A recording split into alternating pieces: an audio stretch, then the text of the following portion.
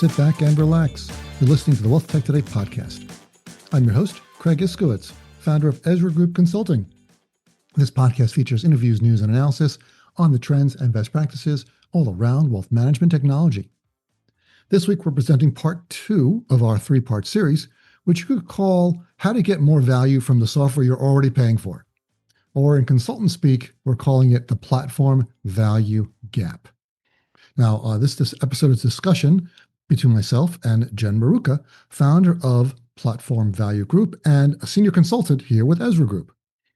Now, the average wealth management firm is using less than a third of the platform capabilities in their current tech stack.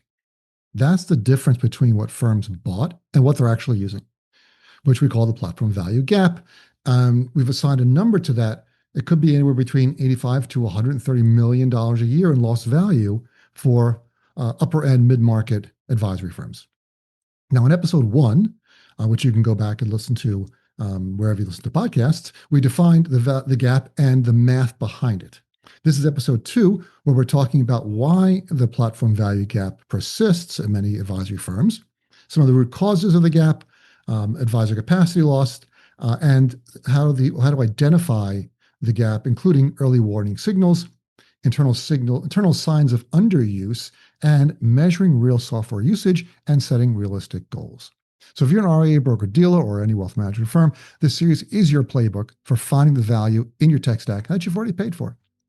Now, before we start, let me just do a quick couple housekeeping chores. Please subscribe to the show wherever you listen to podcasts. Make sure to check out our sponsor, the Invest in Others Charitable Foundation at investinOthers.org. And if you are a software vendor, please go to our website, ezragroup.com/register and register your product with our Wealth Tech Integration Score, so your score is always up to date. And now, let's kick this thing off.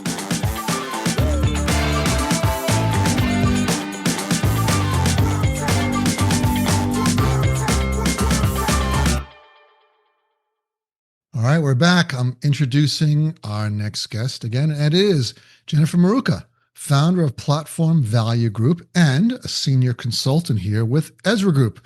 Jennifer, it's great to see you again. Thank you for having me back. Welcome back to this second episode in our multi-part series about advisor adoption and the platform value gap. So people want to listen to this previous episode, you can check out on any podcast platform or at ezragroup.com. But we're just going to jump in on and pick up where we left off after the last episode, which is the question. So why does this platform value gap persist at wealth management firms when they've invested so much to get rid of it? Yeah. I'll start with the biggest mistake that I think firms make. We touched on this in the first episode that we did, but firms think that implementation is the same as transformation. So we've seen this dozens of times. Board approves the budget, vendor delivers, IT runs all the projects and the integration. They train the advisors, go live is announced, and then leadership sits back and waits for productivity to kick in and for the adoption and the better client experience to show up, and they don't. Or they show up in a way that is much smaller than what was promised by the platform or technology that they've launched. So the real reason is implementation is basically the platform getting turned on. Real transformation is different. Real transformation is when the work actually changes, the workflows actually change, when advisors are coached to implement in their day-to-day, not just trained on features, right? So much of the training that the vendors particularly do is feature focused. It's how to click and where to go to execute and do things not related back to the advisor's actual day-to-day work, what an advisor does day in, day out.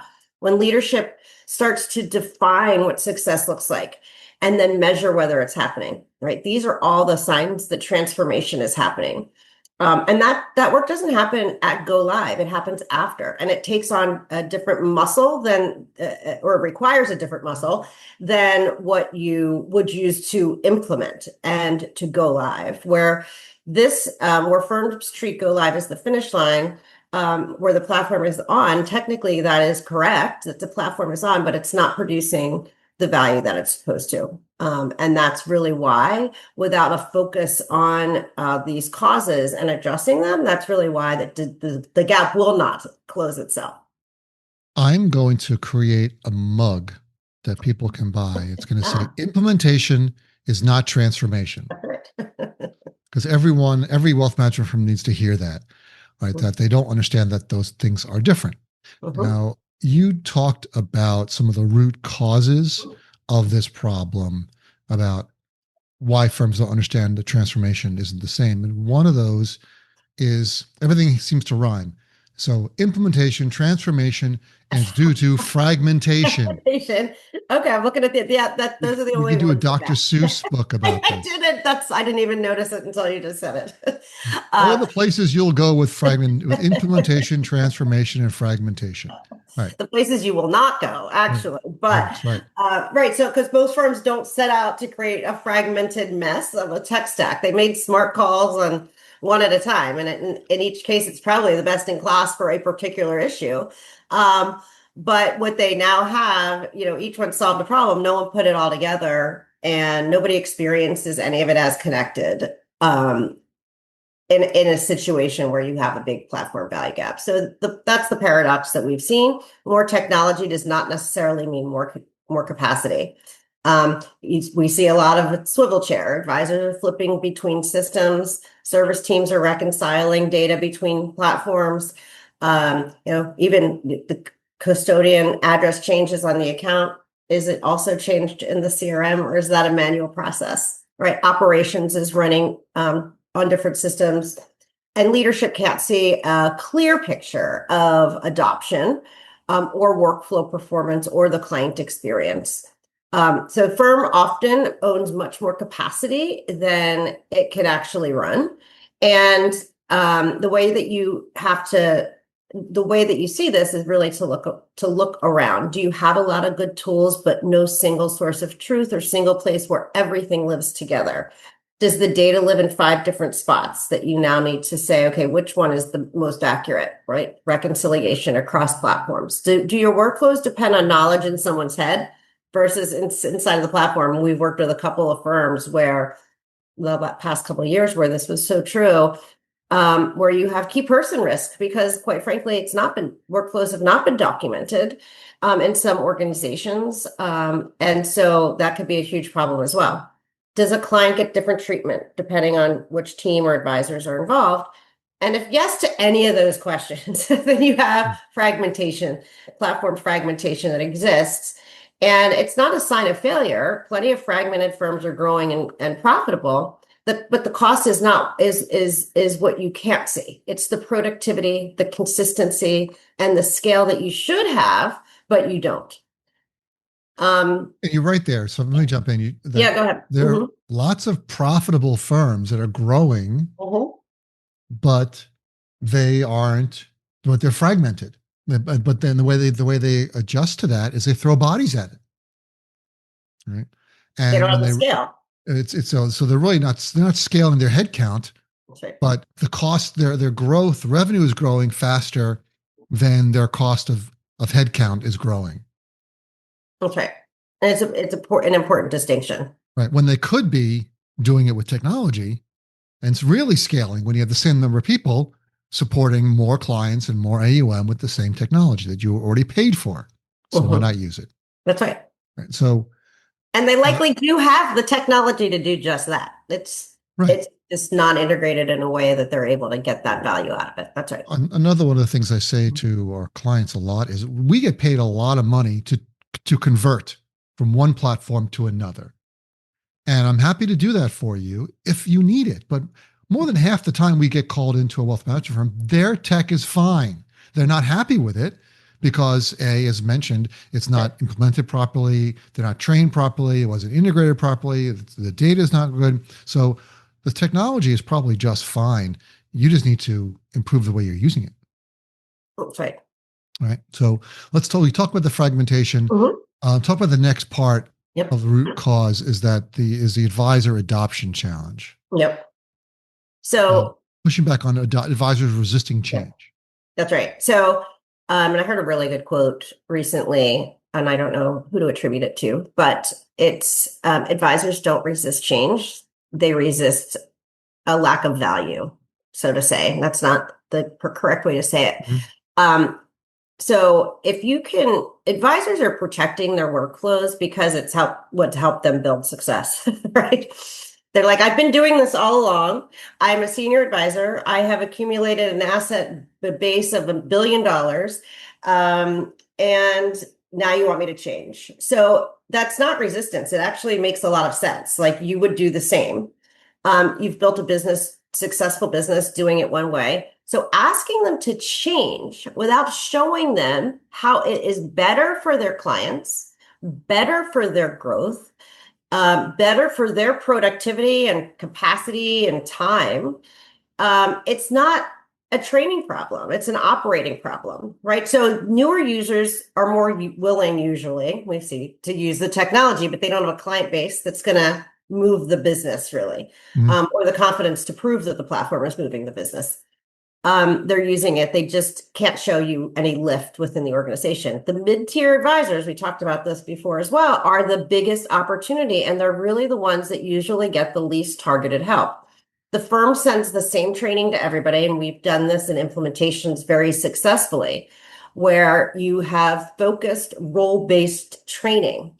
So to segment advisors to focus on them particularly, and the segment that they're in, is different than sending, here's training, everybody go do the same training, right?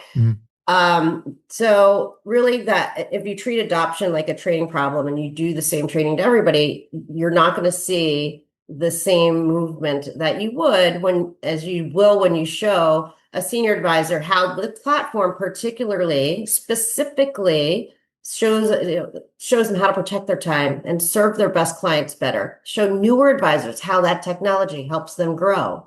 You show mid-tier advisors how it helps them move from where they are to where they're trying to go, connecting it back to their goals and their practice.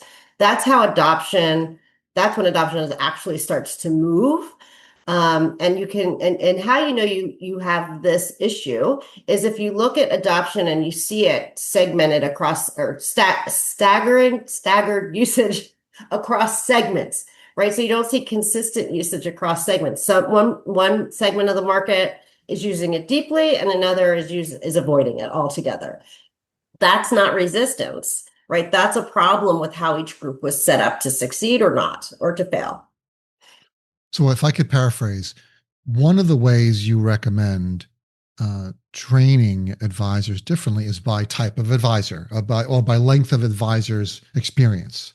So you have senior advisors, newer advisors, and then mid-tier advisors is one way to break up the training in different modules, different information you're providing them so they see the value. Yeah, and it's not something that technology firms do. No. Generally speaking, very few technology firms are going to teach you the clicks and the how-to and the features and what the features are. They're not connecting it back to that story of the advisor and what's going to add value to to an advisor based on where they are. Any team in the organization, right? Ops cares very much differently about different things than the advisor will care about, right? So it's being very specifically role-based down to a segmented advisor population as well. Yes. So if I could paraphrase again, it's most firms are telling the how, but not the why. That's right. But say, here's how you do this, but not why, and why it's beneficial to them. That's right. Why they should do it. And role-based training is another way. So advisors should get one kind of training, but should get a different training, and admin should get a different kind of training. Executives should get a different kind of training. Can you explain that a little bit? That's right. Did you say explain it a little bit more? Could you? So yeah, so again, it goes back to role-based training, and the reason that matters even more broadly than advisors, right? So focusing on the advisors and the messaging and the why it's going to help them in a business sense to grow.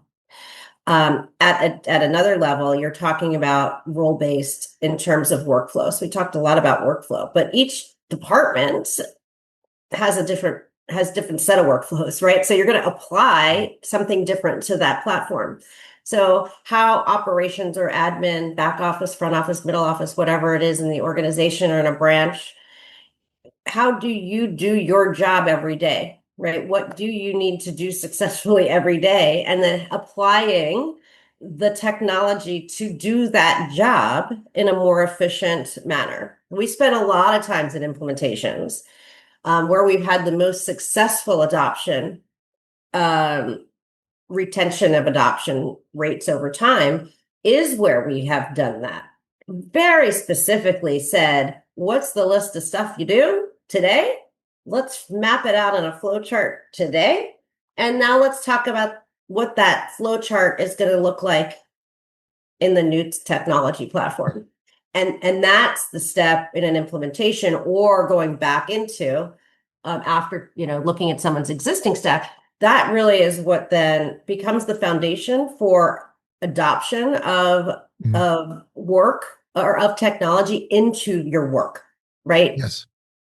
All right, let's get on to the fourth root. Keep going here. Yep. We're going to keep going. We're going to plow right through this. The fourth root cause is the measurement gap. And something you mentioned earlier when we started was that most firms don't have a definition of success when it comes to technology, and they don't know how to measure whether it's happening, even if they do have a definition. And that reminds me, many years ago, there was something called the capability maturity model, which we used to use as consultants to figure out whether a firm, any firm, how mature they are in terms of management. And the level one is we just do work as fast as we can. We don't track anything. We don't have any standard processes. Don't measure anything. Level two is we have some standard processes. We don't really measure anything. Level three is we do some measurements, and it goes up to level five, which is everything's tracked, everything's documented, everything's measured, and we're taking the measurements and analyzing them to improve the way we run the firm. So that's kind of where we're seeing a lot of companies we work with that they don't do any of those things, or they're somewhere in the middle. Yeah. So this measurement gap could be the most important. Would you agree, and why? It's hugely important, and I would say it's even more important because most firms don't have it. So it's important to have. It's important to look at. It's more you need to have it to be able to look at it. So that's what is really difficult. And so without the measurement and having that kind of discipline on how you're tracking technology value, which again, usage is a leading indicator, but it's not the only indicator. Which segments have adopted, which workflows have improved in terms of efficiency. Because without it, you're just managing to anecdote stories that you're hearing, and you don't know how to validate those stories, right? Sometimes a really loud advisor will get somebody, in the C-suite's ear and tell one story. But that's really without the data underneath it, you don't know how to validate, is that accurate? Right? Or is that just that person's experience that they had one time, right? So without the usage metrics, it's really hard to even begin to understand it and it's the metrics at a feature level. So I want to say that again, it's not just logins, it's how are they using the platform. And oftentimes that requires metrics that you're generating that are beyond what the vendor is providing, depending on the platform and depending on the vendor. But we do see Give me a couple examples of metrics that the vendors don't provide that we gather. Well, even just using features, and I did this try to help a firm do that, where you only get login data. I mean, that's hugely not helpful. Right, so give me an example of things beyond logins that we want to track. So which screens and underlying functions are being utilized, right? That shows you the depth of use of a platform too, versus are they just going into it to do one thing? Do you have, are they doing 10 functions, right? Platforms have multiple features that an advisor can utilize that are going to give you different types of lift and efficiency and productivity. So how do you know if they're using 1 or 10? From a vendor perspective, I would think you would want to provide that data to your clients in a transparent way and drive towards that level of usage Because it benefits the tech vendor as well, right? If they can show that that line item for cost comes with this level of depth of a platform that people are using, that relationship becomes stickier. Just like when when advisors are saying we want to have clients that have multiple levels of service that they are relying on us for, right? Right. So, And that's a very standard. right. So I think it's and it's something we've talked to both sides about in terms of you want to be the one that's being transparent in that reporting so that your clients, the firms, these wealth management firms know the value that they're getting from the platforms. Absolutely. In the absence of that, there are tools that are available that can track workflow clicks. And you can see where an advisor or sports app or whomever in the organization is falling off, right? So they're going through the workflow, step 1, step 2, step 3, step 4, and then they stop, right? You see a drop off in usage at a particular point. You know that you need to revisit that workflow. There are not many organizations that have that in place that are able to access that data, but that's the kind of data, the depth of usage of the platform, tracking the workflows, knowing particularly what they're using it for, specifically what they're using it for, where they fall off, are some of the biggest examples that, you need to have, I think, that measurement in place so that you can connect these dots that we're talking about here. So I want to get more in depth a bit on the platform value curve. And it's very similar in my mind to the capability maturity model, but targeted towards software in our space. And you have, because the capability maturity model has 5 levels, and the platform value curve has 5 stages. Can you talk about those 5 stages, how we use them to help firms utilize their software better, and then get to that level where they can optimize usage of their software? That's right. So let me just talk through the curve, and it really it shows you where you fall as a firm. It shows you where you fall in the firm between we bought the technology and now we're compounding our value and success from that technology. So stage 1, you've launched, right? You're launched and you stopped, which is what a lot of people do with different technology implementations. Your day 1 problems maybe are still there. The biggest challenge with this is, and we do this work in 2 ways. We do it as part of an implementation where you prevent there from being a gap. You prevent getting stuck in this a stalled launch phase. Or we do the work where we have to, somebody's got an existing tech stack in place that's not being utilized, and then you go back. But so in the stalled launch, if you don't get this right in implementation, it's a huge hurdle to overcome. You don't get a second chance to make a good first impression with advisors. You don't get a good second chance to make a good first impression anyway. But oftentimes, if you have a stalled launch, it could be a reality or a perception problem. So either there was a bug, advisors couldn't do the thing they were promised it would do, and advisors have a hard time, then you lose their trust, you're kind of done, right? So that could be the most expensive stage because the cost is real and it's really hard. It takes a lot of energy to undo bad messaging, bad promises, undelivered promises, and or faulty tech at the beginning of a launch. So stalled is a problem, and some firms get stuck there.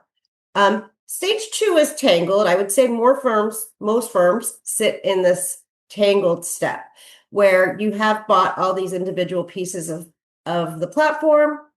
Firms are growing and profitable, right?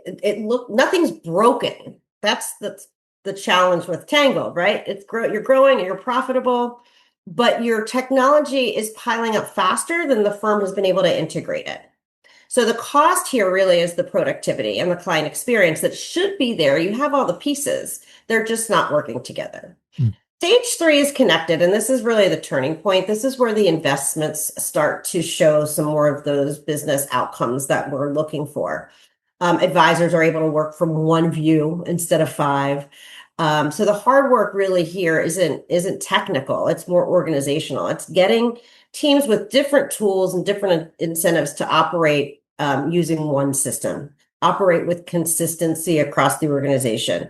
So connection is where the energy stops going into fighting with the system on the different systems and starts going into using it in a more efficient way. Stage 4 is optimized. The platform is running as the strategic asset it was meant to become.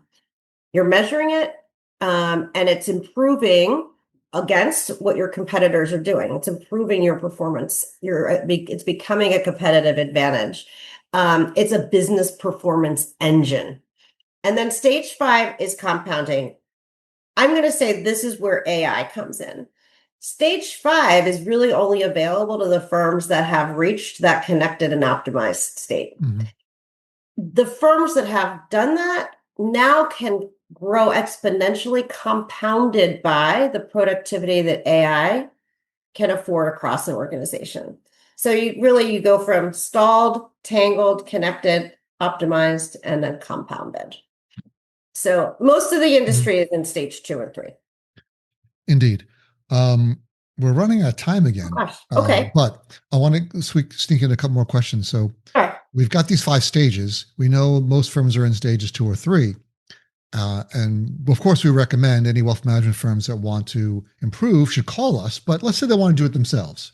I'm a COO, I'm a CTO. How do I know which stage I'm at, and how do I start? Yeah. I mean, I think pick one of we talked about the root causes a little bit ago. Pick one signal for each and just check them. So for implementation transformation, did you celebrate a go live, but your daily behavior of the advisors still hasn't really changed? Are the advisors still using old workflows? Is operations still reconciling manually? Platform fragmentation, it's an easy one to see. You have a lot of tools, but there's no single operating environment. Data lives in a number of different places. Workflows may or probably not documented. A client gets a different experience. Advisor adoption, we talked about that being a really easy thing to check. How have your advisor segments adopted? Is adoption all over the place by segment, region, or team? Has one group adopted it more deeply, the others not using it? Did training happen, but nothing really changed? It's another common thing to look at. And then the measurement gap. Can you measure? And when the platform does get reported to leadership, what are you reporting on? Is it spend? Is it status? Is it logins? Is it vendor metrics, business outcomes? So if you're able to look at these signals and then give yourself a reality check, most firms are going to have more than one. And then the question is, which one is doing the most damage right now? There's usually one that when we go in and do an assessment or diagnostic and look at what's going on, there's usually one that's causing the drag that the others can't escape. So we want to fix that first. So look at the thing that's causing the biggest drag the most on the rest of the system. That's all good advice. All right, now we're definitely out of time. So what's coming? Let's tease a little bit. What's coming up in our next episode? Yeah, so I think we can talk a little bit about what we may have wanted to get more into here with the platform value curve, but really we're going to talk about AI and how come AI makes the gap bigger if you haven't dealt with the platform value gap and done the work that we've talked about in the first 2 episodes. The market is starting to figure this out, and there's a number on it. We'll talk a little bit more about that and why the signals are this is happening. What is that going to look like?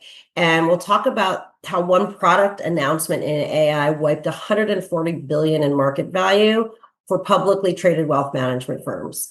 And it's an interesting story to look at, and it definitely makes the case that the foundation of what we're talking about in these episodes matters more than you might realize in terms of what AI will enable. So we'll see you next time. There you go. And see you next time. Jen, thanks for being here. Thank you. We're going to have the next episode soon. Good to see you, Jen. Great. Thanks for having me back. Hey, it's Greg again. Here are my top 3 takeaways from this episode. Number 1, the platform value gap. Firms often spend heavily on tech, but capture only a fraction of the real value. Number 2, the biggest value drivers are increasing tech utilization, improving advisor capacity, and driving real growth. And 3, measurement matters. Tracking feature usage and workflow performance are what's important, not just the number of logins or licensing. All right. You've reached the end of another episode of the Wealth Tech Today podcast. Congratulations. But before you go, please head to our website, EzraGroup.com, scroll to the bottom of the homepage, and sign up for our newsletter. Once a month, you receive an email chock full of wealth management goodness, news, information, and updates. You will not be disappointed. Thanks again for listening, and talk to you all again next time.